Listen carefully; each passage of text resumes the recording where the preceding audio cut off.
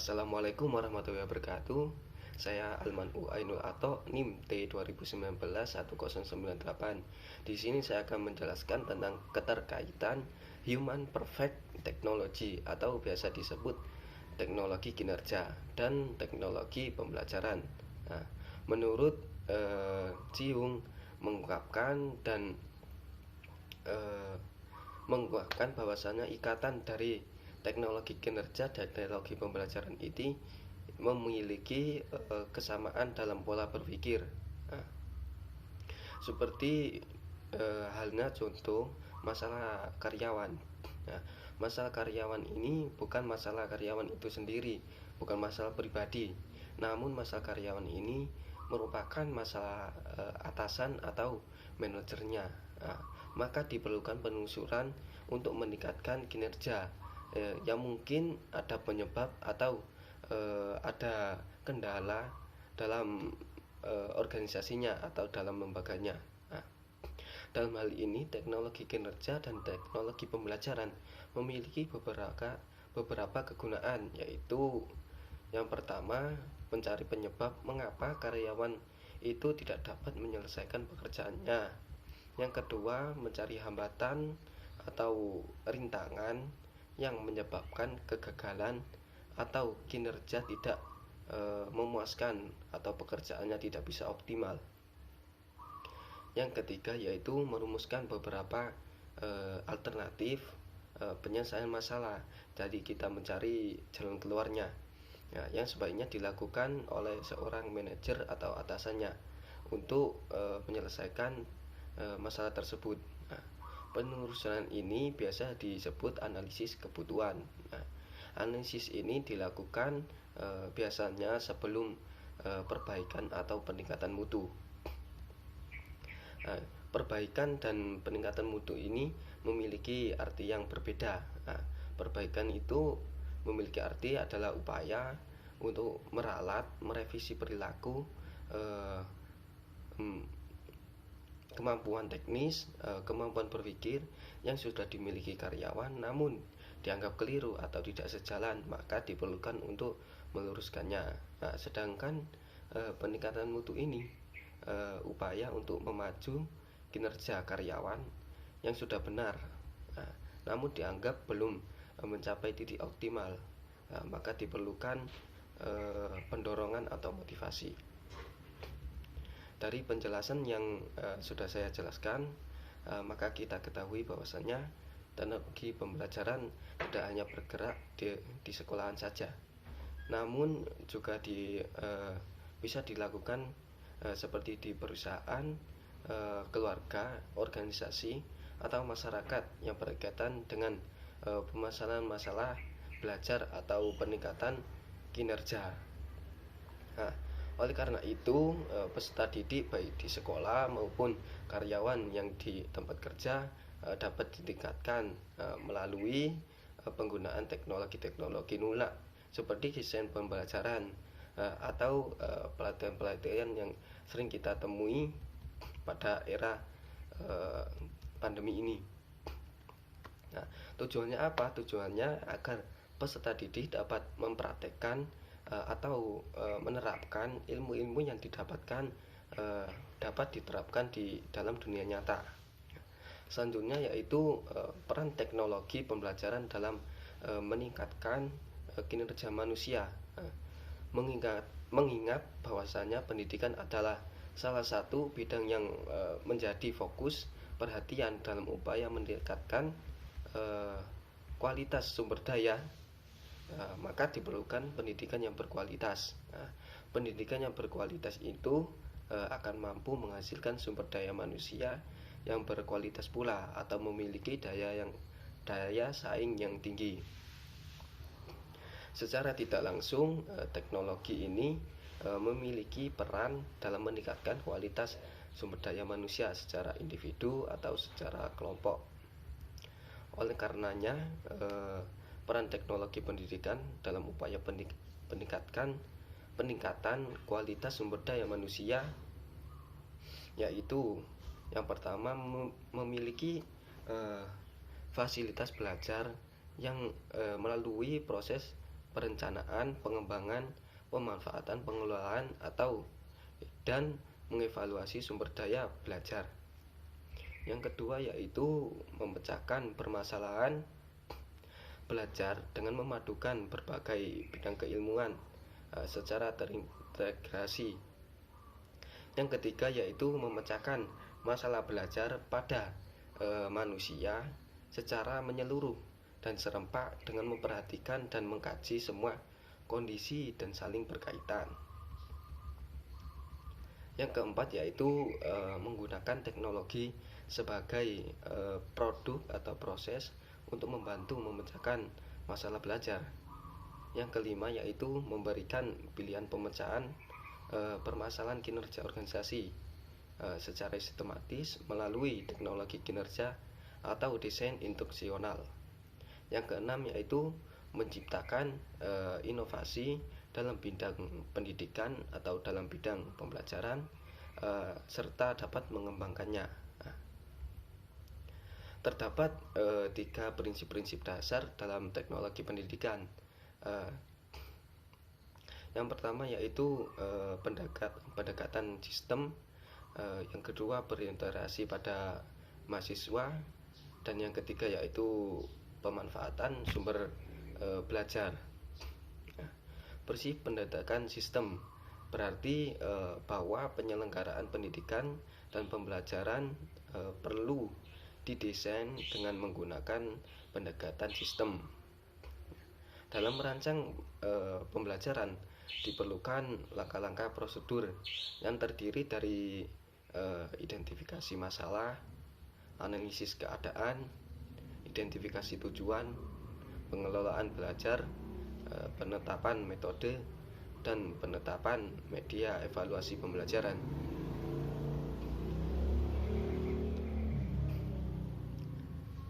Prinsip ini berorientasi pada mahasiswa, berarti pembelajaran hendaknya memusatkan perhatian pada peserta didik dengan memperhatikan karakteristik, minat, potensi, dan dari mahasiswa. Yang ketiga yaitu prinsip pemanfaatan sumber daya belajar, yang artinya dalam pembelajaran ini hendaknya dapat memanfaatkan sumber belajar untuk mengakses pengetahuan dan keterampilan yang dibutuhkan. Keberhasilan pembelajaran diukur dari bagaimana mahasiswa dapat belajar dengan cara mengidentifikasi, mengembangkan, mengorganisasi, serta menggunakan segala macam sumber belajar. Dengan demikian, upaya pemecahan masalah dalam pendekatan teknologi pendidikan yang dilakukan dengan menggunakan sumber belajar. Teknologi pembelajaran ini didefinisikan sebagai teori dan praktek dalam merancang, mengembangkan, mendayagunakan, mengelola, menilai, dan meneliti proses, sumber, dan sistem belajar pada manusia. Teknologi pendidikan berpegang pada 6 pendekatan dalam menjalankan fungsinya. Yang pertama yaitu pendekatan isomeristik, merupakan penggunaan penggabungan berbagai kajian atau bidang keilmuan, diantaranya yaitu teori sistem, psikologi, komunikasi, ekonomi, manajemen, dan lain sebagainya ke dalam suatu kebulatan tersendiri. Yang kedua yaitu pendekatan bersistem dan mensistem, dengan memandang sesuatu secara menyeluruh serta berurutan dan terarah dalam usaha memecahkan persoalan. Yang ketiga yaitu pendekatan sineristik, yang menjamin adanya nilai tambahan dari keseluruhan kegiatan dibandingkan dengan kegiatan itu dijalankan sehari-hari. Yang keempat yaitu pendekatan efektivitas. Nah, dengan jalan mendayagunakan sumber yang sengaja dikembangkan dan sumber yang tersedia. Yang kelima yaitu pendekatan produktivitas. Dengan memberikan masukan tambahan atau masukan baru mengganti yang lama dengan hasil yang meningkat. Yang keenam yaitu pendekatan inovatif. Dengan mengkaji permasalahan secara holistik dan kemudian mencari jawaban baru yang belum ada sebelumnya.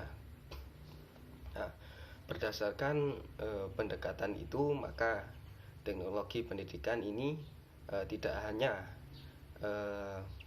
membantu memecahkan permasalahan belajar dalam konteks sekolah, namun dalam seluruh konteks kehidupan masyarakat dengan mengembangkan atau menggunakan beraneka ragam sumber daya manusia.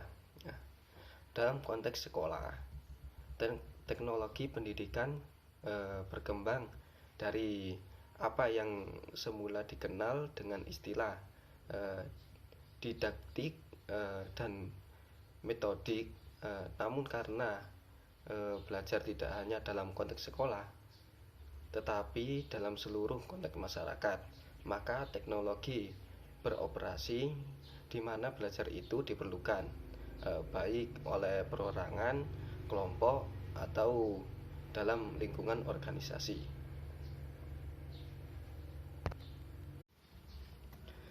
Dalam kontribusi teknologi pendidikan dalam pembaruan sistem pendidikan dan pembelajaran dapat dibedakan dalam 5 kategori.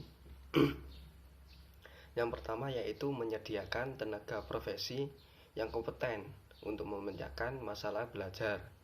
Yang kedua yaitu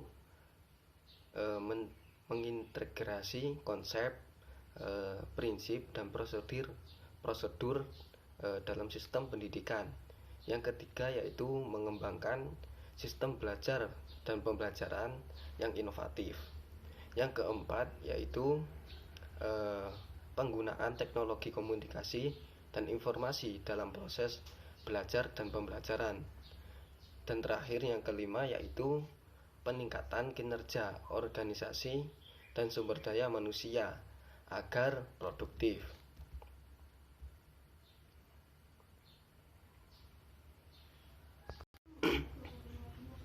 Kelima kategori ini dapat dibedakan tetapi tidak dapat dipisahkan karena saling berkaitan dan menjunjung. Nah, kategori pertama yaitu meliputi pendidikan dan pelatihan tenaga dalam bidang teknologi pendidikan. Kategori yang kedua yaitu meliputi konsep pembelajaran yang mengkaitkan pembelajaran, konsep sumber belajar, konsep belajar berbasis aneka sumber, prinsip pengembangan potensi peserta didik yang beragam, prinsip pendekatan dari bawah, serta prosedur proses pembelajaran dan penilaian. Kategori yang ketiga yaitu meliputi pengembangan berbagai pola pembelajaran alternatif karena adanya dorongan internal kebutuhan akan pendidikan. Kategori yang keempat yaitu terkait tentang erat dengan pola ketiga, namun lebih didasarkan pada faktor eksternal, yaitu tersedianya berbagai sarana yang ada dalam masyarakat, terutama teknologi informasi dan komunikasi. Yang kelima yaitu terutama ditunjukkan untuk peningkatan kemampuan mereka yang berkarya dalam masyarakat atau dalam dunia dan dalam lapangan kerja. Kemampuan itu sendiri dapat dibedakan ke dalam 3 kelompok, yaitu yang pertama kemampuan memperoleh informasi yang diperlukan. Nah, yang kedua yaitu kemampuan untuk mengolah dan menggunakan informasi hingga menjadi pengetahuan yang menjadi dasar kebijakan. Yang ketiga yaitu kemampuan untuk membentuk sikap positif terhadap diri dan lingkungannya. Nah,